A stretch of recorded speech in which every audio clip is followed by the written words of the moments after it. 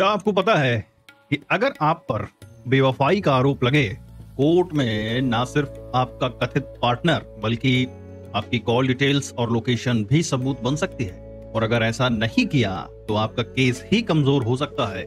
आज हम जानेंगे कि कोर्ट इस संवेदनशील मुद्दे को कैसे हैंडल करती है। मैं हूं एडवोकेट राहुल लखेरा और आज हम जानेंगे दिल्ली हाई कोर्ट के एक लेटेस्ट और बेहद महत्वपूर्ण फैसले के बारे में, जिसका नाम है Tanvi Chaturvedi versus Smita Srivastava and others. आज के इस वीडियो में हम समझेंगे कि जब कोई तलाक की अर्जी व्यभिचार मतलब एडल्ट्री के आधार पर दायर करता है तो जिस तीसरे शख्स पर आरोप लगा रहा है उसे पार्टी बनाना क्यों जरूरी है। साथ ही हम यह भी जानेंगे कि कोर्ट कैसे उस आरोप को साबित करने के लिए आरोपी पक्ष के मोबाइल डेटा जैसे कॉल डिटेल्स रिकॉर्ड, टीडीआरस और टावर लोकेशन डेटा को मंगवा सकती है। हम कोर्ट की पूरी कहानी, उसके पीछे की कानूनी तर्क और प्राकृतिक न्याय, नेचुरल जस्टिस और निजता के अधिकार, राइट टू प्राइवेसी के बीच के संतुलन को बहुत ही आसान भाषा में समझेंगे। तो चलिए दोस्तों शुरू करते हैं।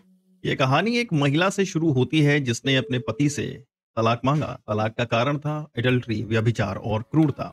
महिला ने अपनी याचिका में पति के साथ साथ एक और महिला, जिसे उसने पति की प्रेमिका बताया, उसको भी रिस्पोंडेंट बना दिया। अब जिस दूसरी महिला पर आरोप लगा था उसने कहा कि अरे मुझे क्यों फंसा रही हो, मुझे इस केस से बाहर निकालो। उसने फैमिली कोर्ट में इसके लिए अर्जी दी, लेकिन फैमिली कोर्ट ने उसकी अर्जी खारिज कर दी। बस फिर क्या था, इस महिला ने हार नहीं मानी और फैमिली कोर्ट के फैसले को दिल्ली हाई कोर्ट ने चुनौती दे दी। हाई कोर्ट के सामने दो बड़े सवाल थे। पहला, क्या व्यभिचार के आरोप वाले तलाक के केस में उस तीसरे शख्स को पार्टी बनाना जरूरी है? क्या आरोप को साबित करने के लिए कोर्ट मोबाइल डेटा जैसे सीडीआरस और टावर लोकेशन डेटा मंगवा सकती है? दिल्ली हाई कोर्ट की डिवीजन बेंच, जिसमें जस्टिस अनिल क्षेत्रपाल और जस्टिस हरीश वैद्यनाथन शंकर शामिल थे, उन्होंने दोनों सवालों का बहुत ही स्पष्ट और संतुलित जवाब दिया। देखें, तीसरे शख्स को पार्टी बनाना अनिवार्य है। कोर्ट ने कहा कि हाँ, यह जरूरी ही नहीं बल्कि अनिवार्य मतलब मैंडेटरी है। यह सिर्फ एक कानूनी औपचारिकता नहीं बल्कि प्राकृतिक न्याय मतलब नेचुरल जस्टिस का एक मूल सिद्धांत है। कोर्ट ने कहा कि व्यभिचार मतलब एडल्ट्री का आरोप किसी भी व्यक्ति की प्रतिष्ठा पर एक बड़ा दाग लगाता है। अगर कोर्ट उस तीसरे व्यक्ति को सुने बिना ही कोई फैसला दे दे तो यह ऑडी अल्ट्रम पार्टिम यानी दूसरे पक्ष को भी सुनो के सिद्धांत के खिलाफ होगा। यह तो वही बात हो गई कि भैया तुम्हारा क्या लेना देना है, तुम तो बस एक विलन हो, चुप रहो। यह तो सरासर अन्याय है।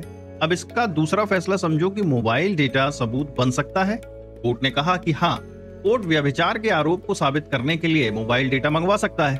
अब वो क्यों? तो कोर्ट ने कहा कि एडल्ट्री के आरोप में सीधे सीधे सबूत मिलना बहुत मुश्किल होता है, इसीलिए कोर्ट परिस्थितिजन्य साक्ष्य मतलब सर्कमस्टांशियल एविडेंस पर निर्भर करती है। टीडीआरस और टावर लोकेशन डेटा सीधे तौर पर सबूत नहीं है, लेकिन ये पुष्टि करने वाले सबूत मतलब कोरोबोरेटिव एविडेंस के तौर पर काम कर सकते हैं, यानी ये आपके आरोपों को मजबूत बना सकते हैं। लेकिन यहाँ एक शर्त है दोस्त। कोर्ट ने यह भी कहा कि निजता का अधिकार मतलब राइट टू प्राइवेसी एक मौलिक अधिकार है, इसीलिए कोर्ट ने कुछ शर्तें लगाई ताकि निजता का उल्लंघन ना हो। अब वो कैसे? तो समझो, लिमिटेड टाइम फ्रेम, डेटा सिर्फ उसी समय का मांगा जाएगा जिसका उल्लेख याचिका में किया गया है। ये नहीं कि पूरी जिंदगी भर का निकाल लिए। यह कोई फिशिंग इंक्वायरी नहीं है। गोपनीयता और सीलबंद लिफाफा मतलब confidentiality and sealed cover, data को सीलबंद लिफाफे में ही मंगाया जाएगा और उसकी गोपनीयता बनाए रखी जाएगी ताकि उसका दुरुपयोग ना हो। अब साथ ही साथ हम समझते हैं इस फैसले में कई महत्वपूर्ण कानूनी प्रावधान जो शामिल हैं। तो सबसे पहले समझो, हिंदू विवाह अधिनियम 1955 का section 13(1)(i).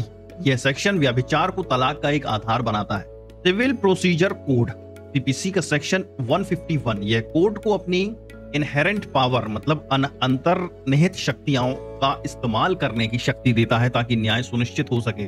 Family courts act का सेक्शन 14 यह फैमिली कोर्ट्स को आम सिविल कोर्ट्स से ज्यादा पावर्स देता है ताकि वे सच्चाई का पता लगाने के लिए प्रोसीजर को अपना सके। इंडियन एविडेंस एक्ट का सेक्शन 165 यह कोर्ट को किसी भी समय किसी भी गवाह या पार्टी से सवाल पूछने या सबूत मंगवाने का अधिकार देता है। देखो दोस्तों, इस केस में कथित प्रेमिका को कोई राहत तो नहीं मिली, क्यों? क्योंकि वह खुद को केस से बाहर निकलवाना चाह रही थी, जबकि नैन मटक्का वही कर रही थी।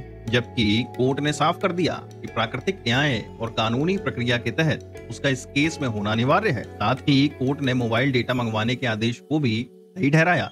कोर्ट ने कहा कि निजता का अधिकार बेशक एक मौलिक अधिकार है, लेकिन यह निरपेक्ष मतलब एब्सोल्यूट नहीं है और न्याय के लिए इसे सीमित किया जा सकता है। तो दोस्तों, इस केस से हम क्या सीख सकते हैं? यह फैसला हमें सिखाता है कि जब भी आप किसी पर व्यभिचार का आरोप लगाएं, उस तीसरे व्यक्ति को भी केस में लपेट लें, वरना आपका केस कमजोर हो सकता है। साथ ही हमें यह भी पता चलता है कि कोर्ट सच्चाई तक पहुंचने के लिए नए तरीकों जैसे मोबाइल डेटा का इस्तेमाल कर रही है, लेकिन साथ ही लोगों के अधिकारों की रक्षा भी कर रही है। तो अगली बार जब भी कोई ऐसे केस की तैयारी करें तो याद रखें, प्यार में तीसरा आया तो कोर्ट में भी आना पड़ेगा गुरु, और अपनी लोकेशन भी बतानी पड़ेगी। तो दोस्तों, यह फैसला हमें बताता है कि कानून समय के साथ कैसे बदलता है और नई टेक्नोलॉजी को भी अपने दायरे में लेता है। यह एक बेहतरीन उदाहरण है कि कैसे कोर्ट सच्चाई तक पहुंचने के लिए नए तरीकों का इस्तेमाल कर रही है, लेकिन साथ ही साथ लोगों के अधिकारों की रक्षा भी कर रही है। अगर आपको यह जानकारी अच्छी लगी हो तो इस वीडियो को लाइक करें, अपने दोस्तों के साथ शेयर करें और ऐसे ही शानदार कानूनी ज्ञान के लिए हमारे चैनल को सब्सक्राइब करना ना भूलें।